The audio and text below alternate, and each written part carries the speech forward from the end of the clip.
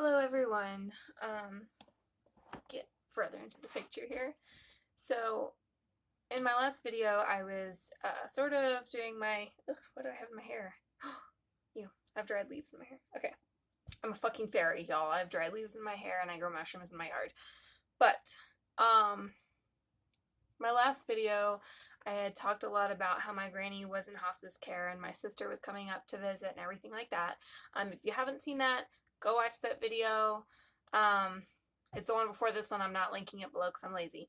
So all of that went on last time, and honestly it went really, really well.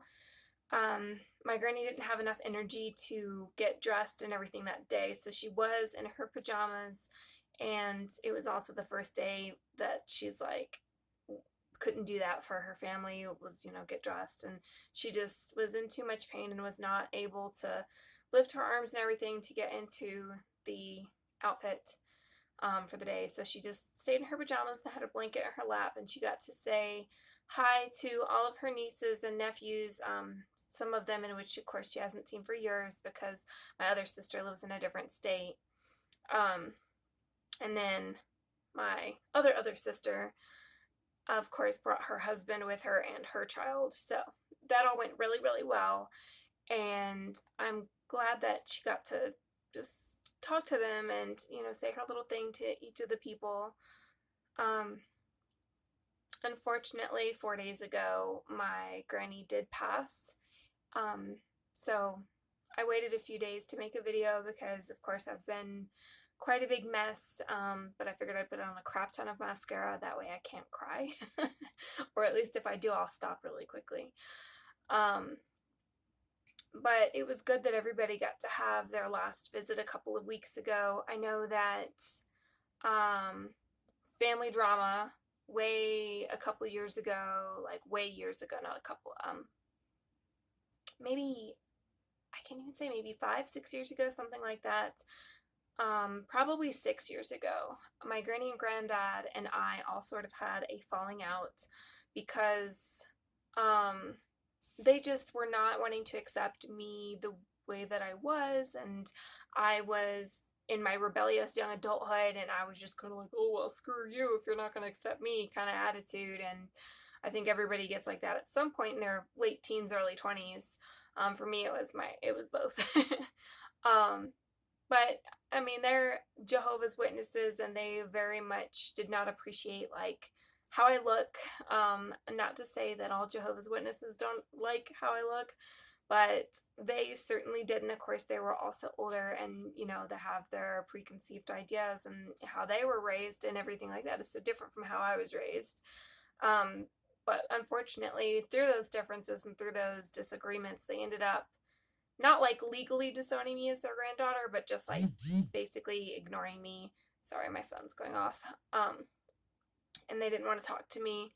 I think like a year and a half year later, so maybe 4.5, 5 years ago, they ended up reaching back out to me. We had a dinner, we talked, and some things happened that were very healing at the time. So I did reestablish my relationship with them, and I have gotten to enjoy the last 4.5, 5 years with my grandparents. And of course, before that, it was 1 year, and I'm very sorry that that year happened. I know that it was equal on both parties. That made it so that the relationship was not at a high standpoint, but I should have at least, I should have not been 50 of that percent, you know what I mean? I should have just put all of my beliefs aside and be like, I love you guys no matter how you feel. And I think that if I had voiced love instead of having a screw you kind of attitude, then things probably wouldn't have continued on as long as they did in terms of the relationship having a downfall there. But yes, my granny passed on National Hire a Veteran Day, I think is what it was. So on the 26th, which is also the day before my birthday, which broke my heart so, so badly. Especially, I mean, me and my granny were so close in so many ways, and the way that we reconnected after that time was just amazing. I mean, I could not have asked for better. I thank God every day that I was able to have her in my life and have her as a grandmother. My granddad, of course, is not doing great. I don't remember exactly how many years they were married. I think it was 67. Um, but I know that they were together since high school sweethearts. So they were together since they were 16. I don't remember how old they were when they got married. And then she lived to be 89 years old. So that's a very long time to be with somebody, and she was so lucky to have him by her side.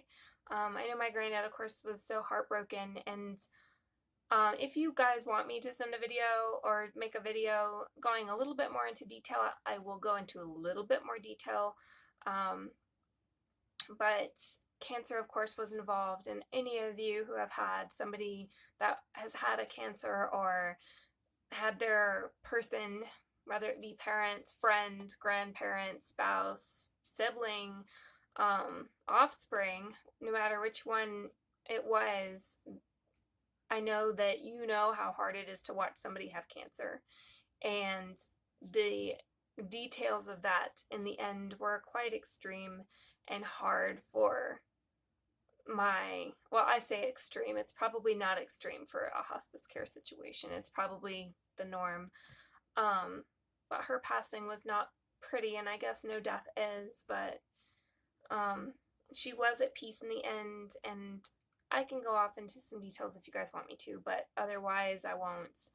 I wasn't there personally, but it was described very vividly to me.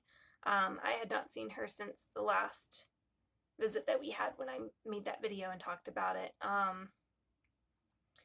So I didn't get to go back and visit. I had the opportunity, but when I did ask my mom about it, I was like, you're seeing her almost every day and you know her better than I do. Is that going to be something that's stressful on her?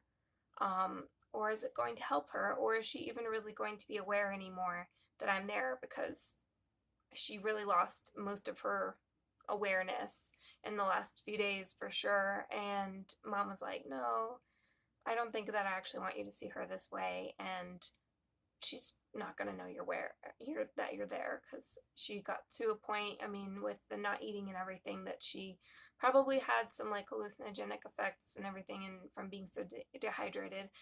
In the end, a catheter was placed for that and for draining urine. So that was really good. But of course, I'm sure that when she was like, no, I don't want anything, I don't want that, whatever, then she probably did have some hallucinogenic effects from not eating and drinking. So she did have times where she was like talking to the wall and things like that, which that's hard, because my granny was of sound mind completely all the way up until her last couple of weeks, and for the most part she was there. She just had moments, and of course it's hard to say how much is the medication, because I don't know what she was on, and I'm not a doctor, and I don't know how that affects you, especially when you're not eating and drinking in your last days.